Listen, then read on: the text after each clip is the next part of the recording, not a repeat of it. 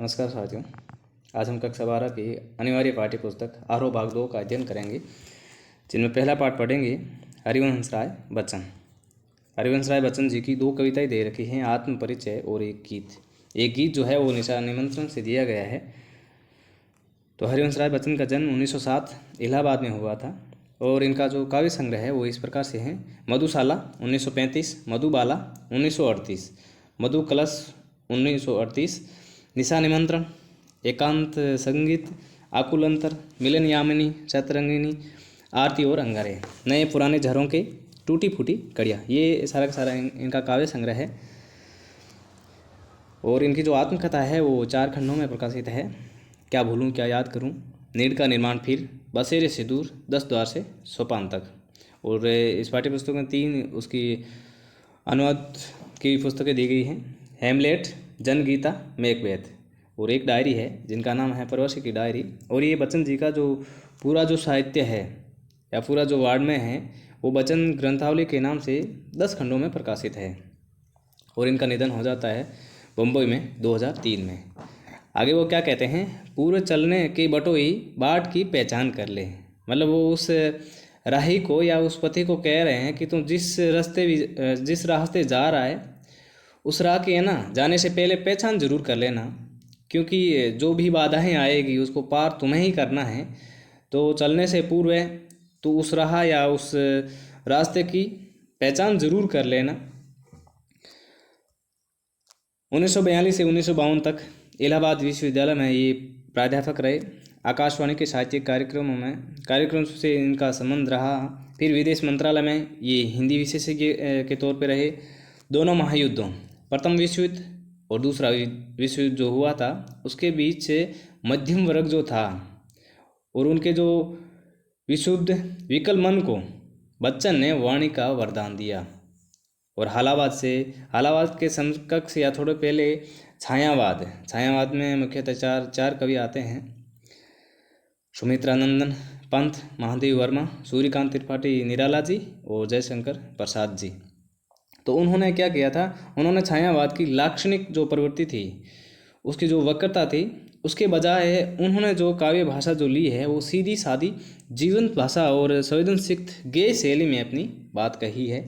व्यक्तिगत जीवन में घटी घटनाओं की सहज अनुभूति की ईमानदार अभिव्यक्ति वचन के यहाँ कविता बनकर प्रकट हुई है।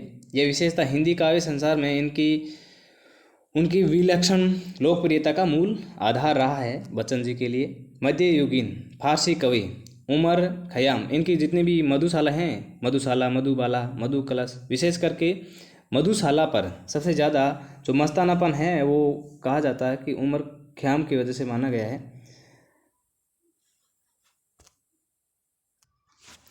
विशेषकर मधुशाला में एक अद्भुत विस्तार पाता है। जीवन एक तरह का मधु कलश है, मधु कलश जिसमें शराब डाली जाती है, और दुनिया है मधुशाला। कल्पना साकी है और कविता वह प्याला है जिसमें ढालकर जीवन पाठक को पिलाया जाता है। कविता का एक घूंट जो है जीवन का एक घूंट माना गया है। पूरी तन्मयता से जीवन का घूंट भरे, कड़वा खट्टा विसहज भाव से स्वीकार करे तो अंततः एक सूफियाना सी बेख्याली मन पर छाएगी। एक के बहाने सारी दुनिया से इश्क हो जाएगा और तेरा मेरा के समस्त जो झगड़े हैं वो मिट जाएंगे, काफूर हो जाएंगे। इसे ही क्या कहा गया है, हरिवंश राय बच्चन जी का हालावाद कहा गया है। छायावाद के बाद में 2 धाराएं समांतर ही वो 2 धाराएं चल रही थी। एक जो है राष्ट्रीय सांस्कृतिक काव्य धारा, दूसरी जो है ये हालावाद थी। और हालावाद के प्रवर्तक के रूप में हरिवंश राय बच्चन को ही प्रवर्तक के रूप में माना जाता है। इनका जो भी साहित्य है वो प्रेम और मस्ती का साहित्य है। कहते हैं यह बात ध्यान देने योग्य है कि उनकी युगबोध संबंधी कविताएं जो बाद में लिखी गई उनका मूल्यांकन अभी तक कम ही हो पाया है। बच्चन का जो कवि रूप है वो सबसे विख्यात रहा है। बाकी इन्होंने लिखा तो कहानी भी लिखी है, नाटक भी लिखे हैं, डायरी भी लिखी हैं, आदि के साथ बेहतरीन आत्मकथा भी इन्होंने लिखी हैं। पर जो ईमानदार आत्म स्वीकृति और प्रांजल शैली के कारण निरंतर वो क्या है, पठनीय बनी हुई है। और इस पाठ्य पुस्तक में 2 कविताएं दे रखी हैं।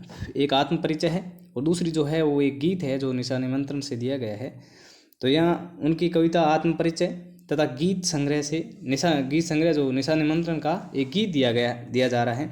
अपने को जानना दुनिया को जानने से ज़्यादा कठिन है। हरिवंश राय बच्चन क्या कहते हैं कि खुद को यानी स्वयं को जान पाना दुनिया को जान पाने से 1000 गुना ज़्यादा कठिन है। समाज से व्यक्ति का जो नाता रहता है वो खट्टा मीठा ही रहता है। मतलब व्यक्ति का जो इस संसार या इस जग के साथ जो भी संबंध रहते हैं ना, तो वो कैसे रहते हैं, खट्टे मीठे रहते हैं। मनुष्य समाज से कट कर नहीं रह सकता, क्योंकि वो भी एक सामाजिक प्राणी है। जग जीवन से वो पूरी तरह निरपेक्ष रहना संभव नहीं है। मतलब कट करके वो समाज से अलग रहकर जीवित नहीं रह सकता। दुनिया अपने व्यंग्य बाण और शासन प्रशासन से चाहे जितना कष्ट दे, पर रहना भी उसी दुनिया के साथ ही पड़ता है। पर वो मनुष्य जो है दुनिया से कट कर नहीं रह सकता, क्योंकि उसकी जो अस्मिता है, उसका जो व्यक्तित्व है, पहचान है, पहचान का जो उत्स है, उसका परिवेश ही उसकी दुनिया है। अपना परिचय देते हुए लगातार दुनिया से अपने द्विधात्मक और द्वंद्वात्मक संबंधों का मर्म ही उद्घाटित करता चलता है।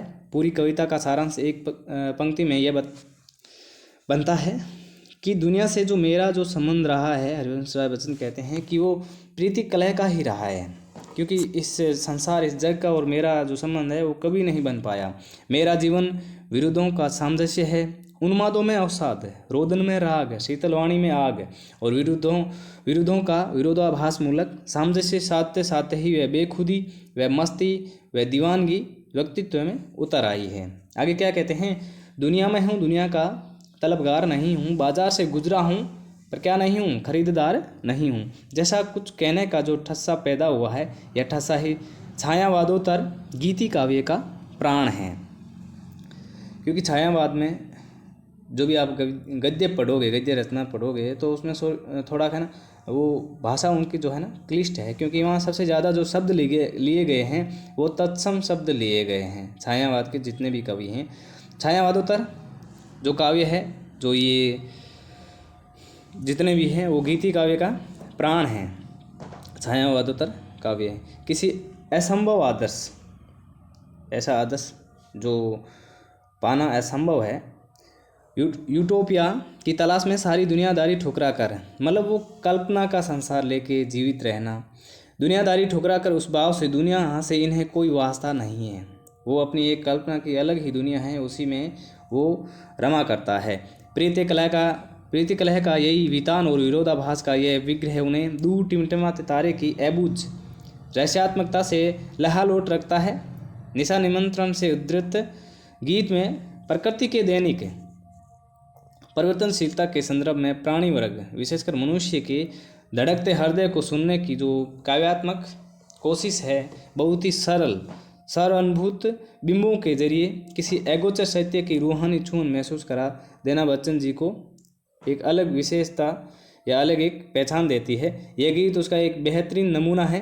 किसी प्रिय आलम्बन या विषय से भावी साक्षात्कार का आश्वासन ही हमारे प्रयास के पगों की गति में चंचलता या तेजी भर देती है, अन्यथा हम शिथिलता और फिर जड़ता को प्राप्त होने के अभिषिक्त हो जाते हैं।